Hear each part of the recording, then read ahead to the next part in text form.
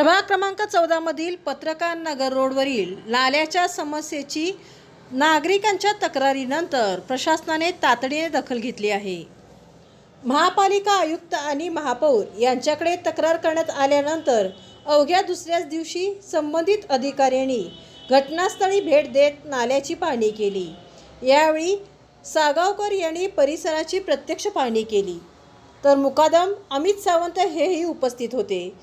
पाहणी दरम्यान जेसीबीच्या साहाय्याने आणि सफाई कर्मचाऱ्यांच्या मदतीने नाल्यातील काही प्रमाणातील कचरा आणि गाळ काढण्यात आला। विशेष म्हणजे नाल्यातून काढण्यात आलेला कचरा तात्काळ वाहनांमध्ये भरून हटवण्यात आला, त्यामुळे परिसरात दुर्गंधी किंवा स्वच्छतेचा प्रश्न निर्माण झाला नाही। मात्र गटारीवर करण्यात आलेल्या प्रमाणाबाहेरील अतिक्रमणामुळे सफाई कर्मचाऱ्यांना मोठ्या अडचणींचा सामना करावा लागत आहे। अनेक ठिकाणी नाल्यापर्यंत पोहोचण्यासाठी कर्मचाऱ्यांना धोका पत्करून काम करावे लागत असल्याचे चित्र पाहायला मिळाले।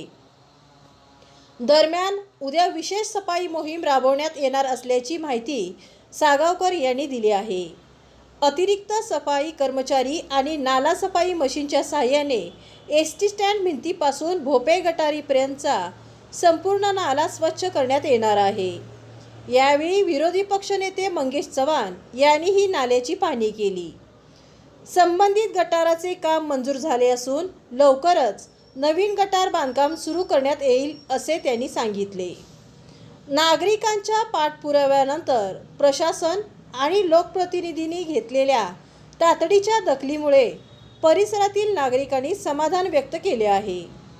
आता उद्या स्वच्छता मोहिमेकडे आणि नवीन गटारांच्या कामाकडे सर्वांचे लक्ष लागले आहे।